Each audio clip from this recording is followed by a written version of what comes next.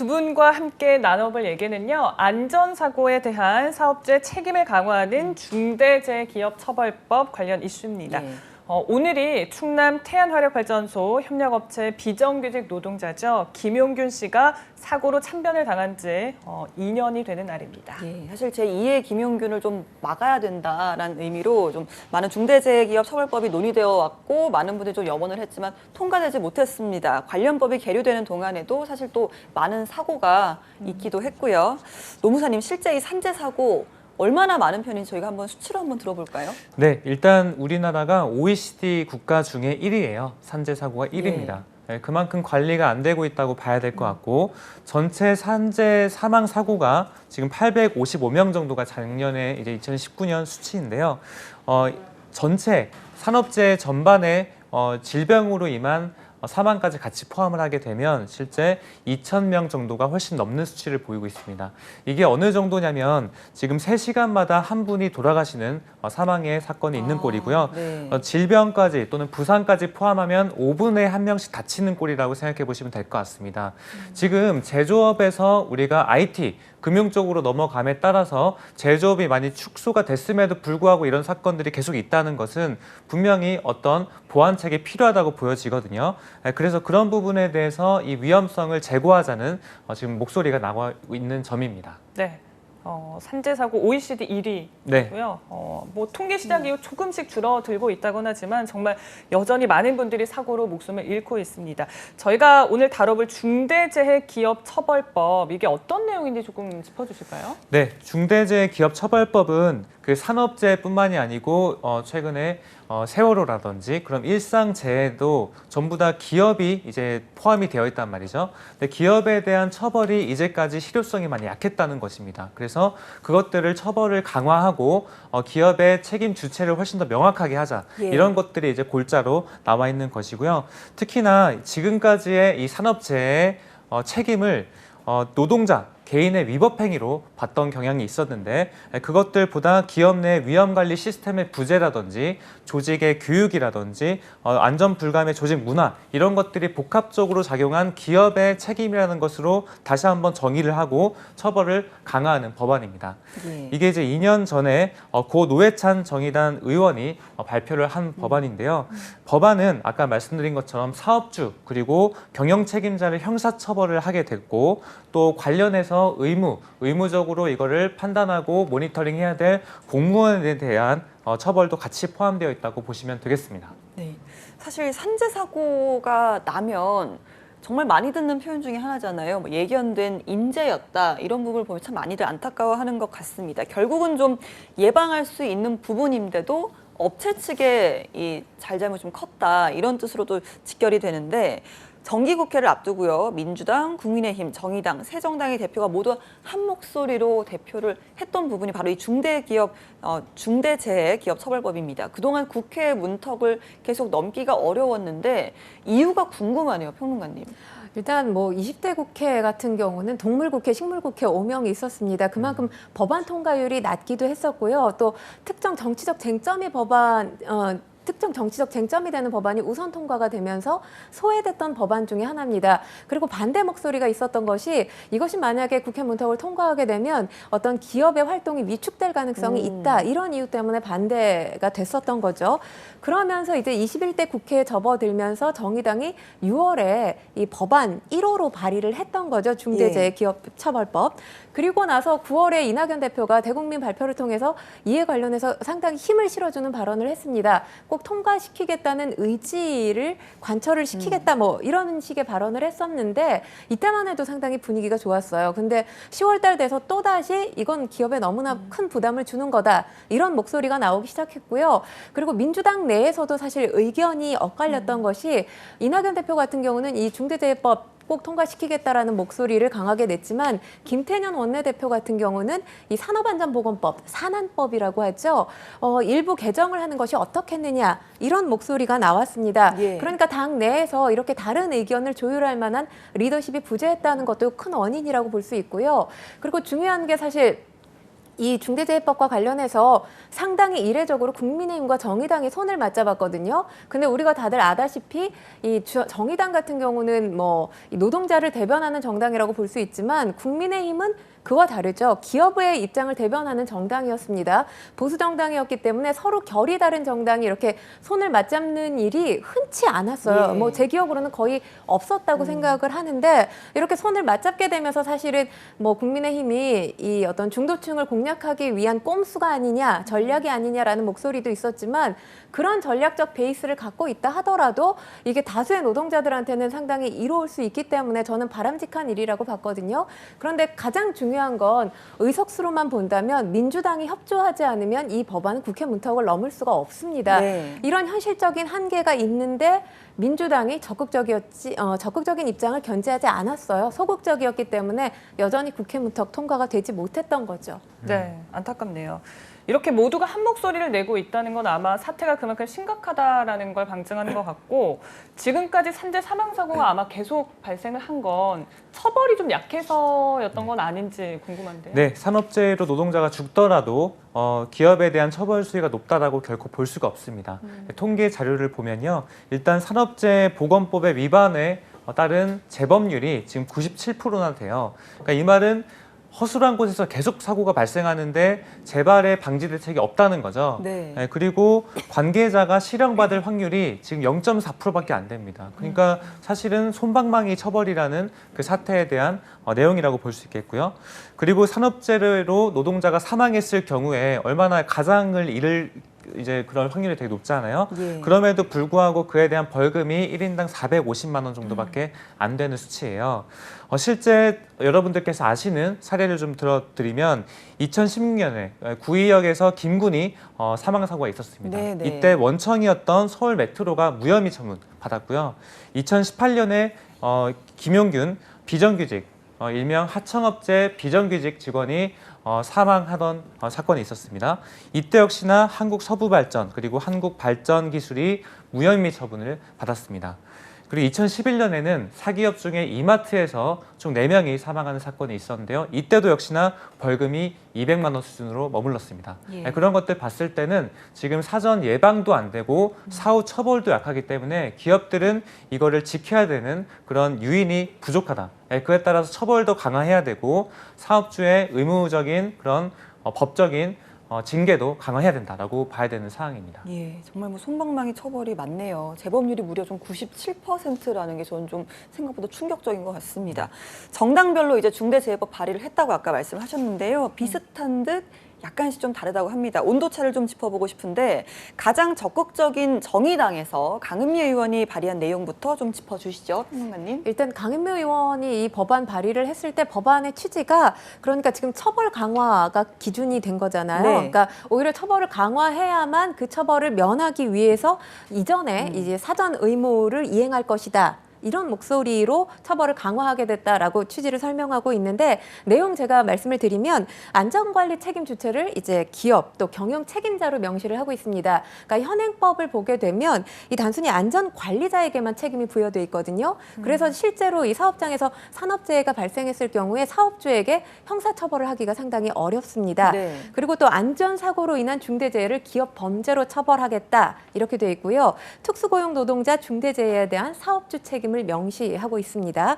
또 제조물 이용장에 대한 유해 위험 방지 의무를 부과하고 있고요.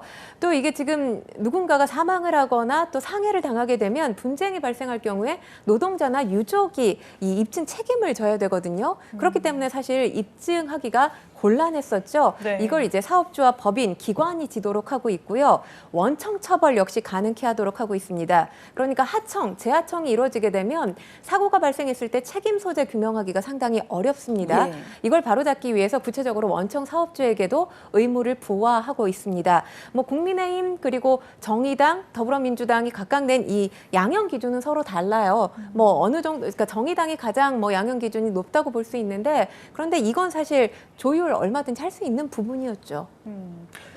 그 말씀처럼 이제 쟁점이 되는 게 처벌 수위인데 이거에 대해서 경제계에선 지금 과잉입법 논란도 있었죠. 그렇죠. 왜냐하면 지난 1월 초죠. 1월에 이 산업안전보건법 개정안이 시행됐습니다. 그러니까 이 산업법 개정안이 시행된 지 1년이 채 되지 않은 시점에서 중대재해법으로 처벌 수위를 높인다는 게 과도한 것이 아니냐. 이거야말로 과잉 입법이다. 경제계가 지금 가장 불만의 목소리를 내고 있는 것이 이 부분이었는데 일단 뭐 지금 산안법 개정안이 지금 시행되고 있는 법안을 제가 말씀드리면 사업장에서 사망 사고가 발생을 했을 경우에 사업주를 징역 7년 이하의 처벌을 하게 돼 있습니다. 네. 그리고 벌금형일 경우에 1억 원 미만, 1억 원 이하죠.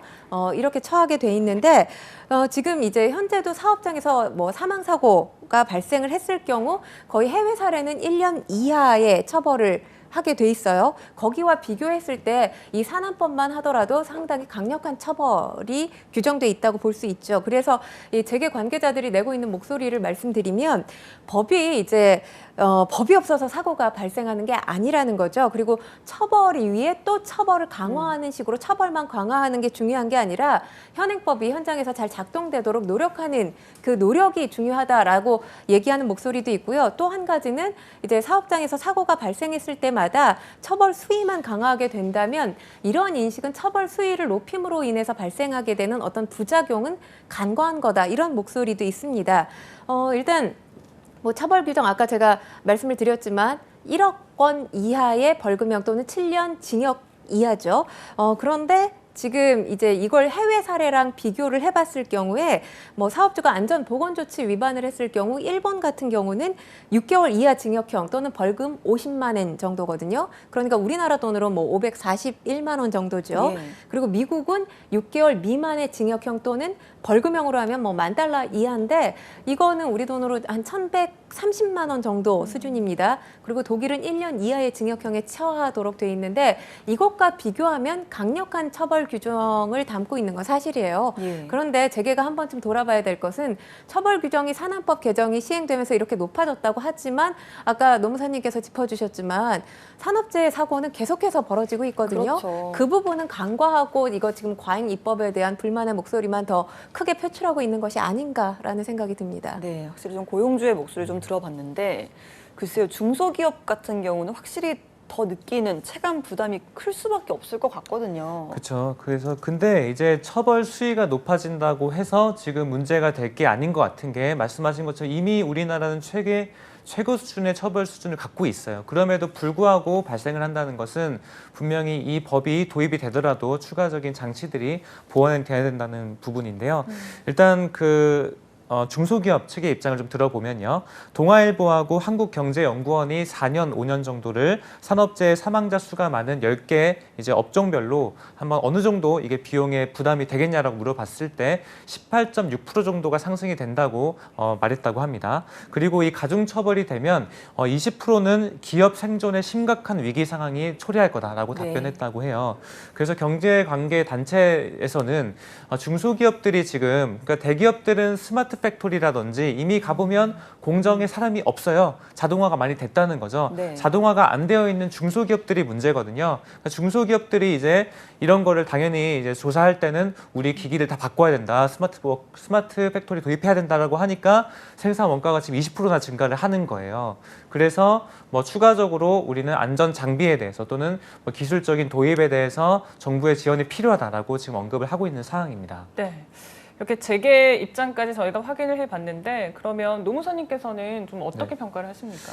네, 일단 저는 이런 것들은 충분히 이해가 돼요. 왜냐하면 이 설비가 아예 바뀌어야 되는 부분, 그래서 사람이 위험한 곳에 아예 가지 말아야 되는 부분까지 가려면 중소기업들이 설비에 대한 투자는 해야 된다고 보거든요. 근데 제가 이제 주로 중소기업들의 자문을 하거나 컨설팅 가보면 이게 이제 그런 위험적인 것들에 대해서 아까 말씀드린 조직 문화라든지 네. 교육적인 부분 이런 것들이 전혀 이루어지고 있지 않아요. 그러니까 한마디로 처벌법은 지금도 있는데 그것들이 현장에서는 그만큼 심각하게 다뤄지고 있지 않다.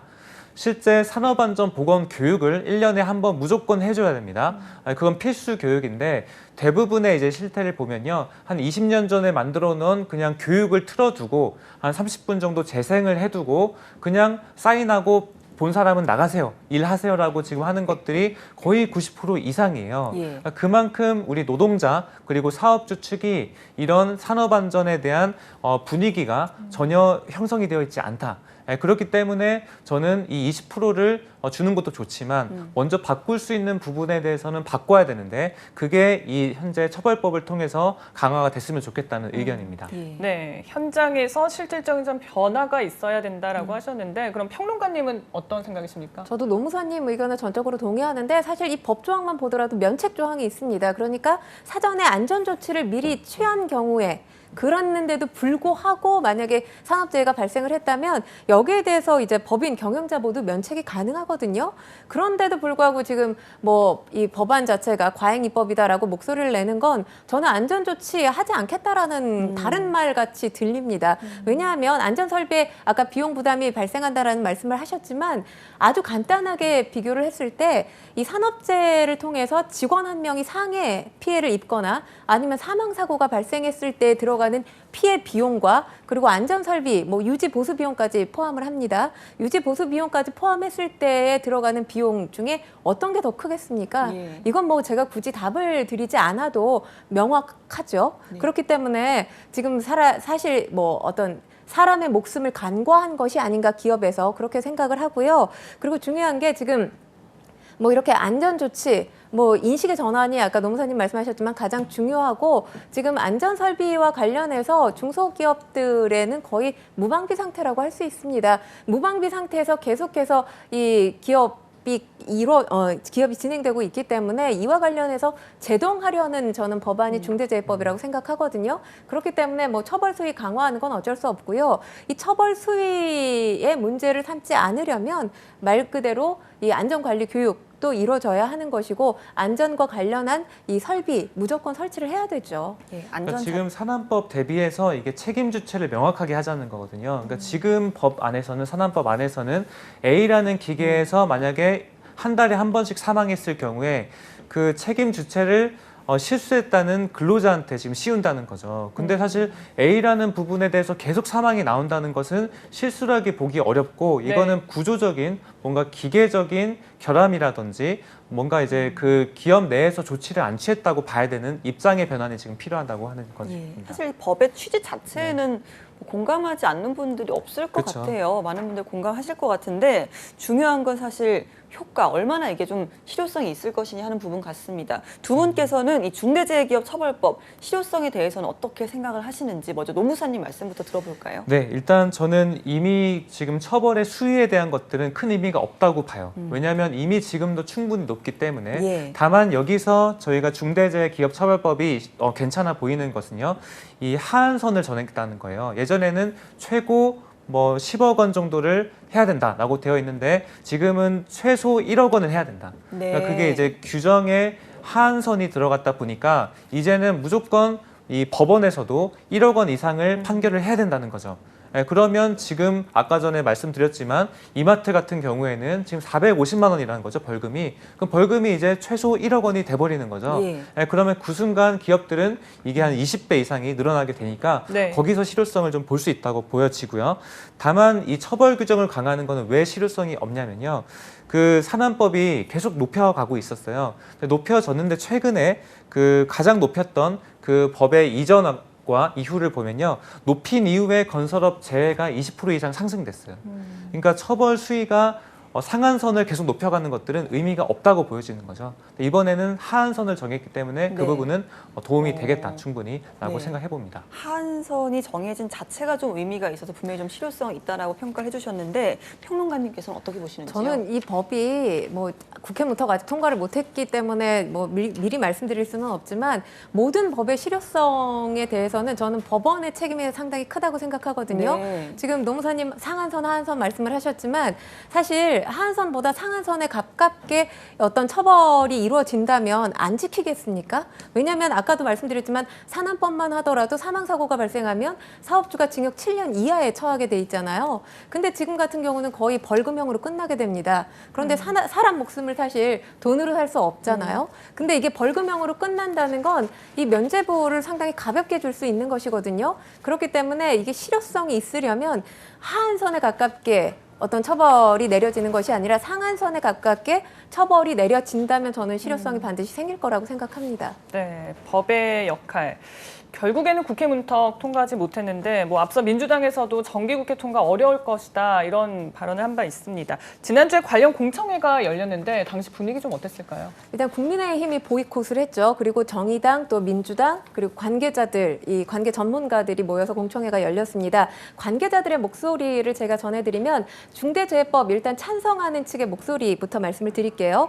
이런 노동자 개인의 어떤 단순 과실이 아니라는 거죠. 예방이 이루어지지 않은 기업의 범죄라고 규정하고 있고요. 다수의 사람을 사상에 이르게 할 경우에 기업의 그 책임을 형사 책임을 물을 수 있도록 특별법 제정이 필요하다. 이런 목소리가 나왔고요. 또 이와 관련되어 있는 목소리입니다. 현대기업구조상 어떤 기업 경영자 또 관여 행위 결과에 대해서 인과관계를 증명하기가 상당히 어렵습니다. 그렇기 때문에 경영자에 대한 직접적인 의무를 부과하고 이걸 어길 경우에 형사처벌을 하는 것이 가장 단순하고 강력한 방안이 될 수 있다라는 목소리고요. 또 반대 의견도 존재를 합니다. 네. 중대재해기업처벌법 지나치게 포괄적이고 엄벌주의적이라는 거죠. 그러니까 형사처벌에 있어서도 이 산안법이 시행된 지 얼마 되지 않았기 때문에 이 역할을 제대로 할 수 있도록 정상화시키는 게 중요하다. 이런 목소리도 나왔습니다. 네, 뭐 말씀하신 것처럼 어제 정기국회에서는 결국 상정이 되지 못했거든요. 뭐 공수처법에 좀 집중이 된 상황이다 보니까 연내 처리는 좀 어려워 보인다 이런 의견도 있었는데 조금 전에 이제 이낙연 대표가 내년 초에는 입법을 할 수 있도록 노력을 해보겠다 이런 입장을 발표했다고 해요. 두 분께서는 어떻게 보시는지 내년 초에는 입법 가능하겠습니까? 그래서 좋은 소식이라고 보여지고요. 네. 왜냐하면 다뤄지긴 했는데 15분밖에 안 다뤄졌어요. 그러니까 누구나 지금 제일 중요한 사항이라고 했음에도 불구하고 지금 174석을 갖고 있는 여당에서 15분 정도 주로 했다라고 했던 것들은 확실히 좀 실망감을 많이 안겨줬는데 지금 그 속보에 따르면 내년 초에는 다시 한번 적극적으로 당대표가 얘기를 했다고 하면 좀 저희가 잘 규정을 해볼 것들을 기대해 볼 수 있을 것 같습니다. 뭐 일단 공수처법 개정안이 지난 8일에 통과됐었죠. 여기에 사실 모든 화력을 집중했기 때문에 저는 이 법이 좀 도외시됐던 게 아닌가라는 생각이 듭니다. 그렇지만 꼭 통과시키겠다가 아니라 노력해보겠다라고 이야기를 했기 때문에 뭐 실현 가능성이 없을 수도 있다는 걸 배제할 수는 없을 것 같아요. 하지만 저도 뭐 노무사님이랑 같은 입장입니다. 반드시 통과됐으면 하는 그런 바람입니다. 네, 알겠습니다. 자, 오늘 사안과 관련해서 두 분의 한 줄 평 마지막으로 들어보겠습니다. 노무사님부터요. 네, 우선 사건의 피해자가 사건의 책임자, 그게 과연 올바른 것인가? 라고 말씀 던져봅니다. 더 이상 억울한 책임자는 없어야 된다. 라고 마지막으로 말씀드려보겠습니다. 네. 네.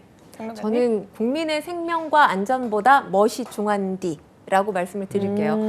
사실 뭐 정치 쟁점화되는 법안이 21대 국회에서도 역시나 가장 먼저 우선 처리되는 모습을 봤을 때 상당히 안타깝습니다. 사실 국민들의 피부에 와닿는 건 공수처법 개정안보다는 사실 중대재해법과 관련되는 부분이죠. 왜냐하면 다수의 국민들이 경영주나 사업주의 입장이 아니라 근로자, 노동자의 입장입니다. 그렇기 때문에 내가 일하는 어떤 근로 환경, 안전된 곳에서 일하고 싶다라는 열망은 모든 근로자들의 열망이라고 생각하는데 이 열망이 이번 12월 9일이었죠. 통과되지 못했다는 게 상당히 안타깝고요. 그리고 뭐 제가 이 시간에 노동 존중 정책 여러 번 언급을 했던 적이 있는데 문재인 정부에서 가장 또 핵심으로 내놓고 있는 것이 노동 존중 정책 아닙니까? 그런 측면에서 봤을 때 지금 올 한 해 검찰 개혁이 모든 이슈를 빨아들이고 있는 블랙홀 같은 작용을 하고 있습니다. 검찰 개혁은 검찰 개혁대로 이루어 나가야 될 부분이겠지만 노동 존중 정책 또한 도외시되는 일이 없었으면 하는 그런 바람입니다. 네.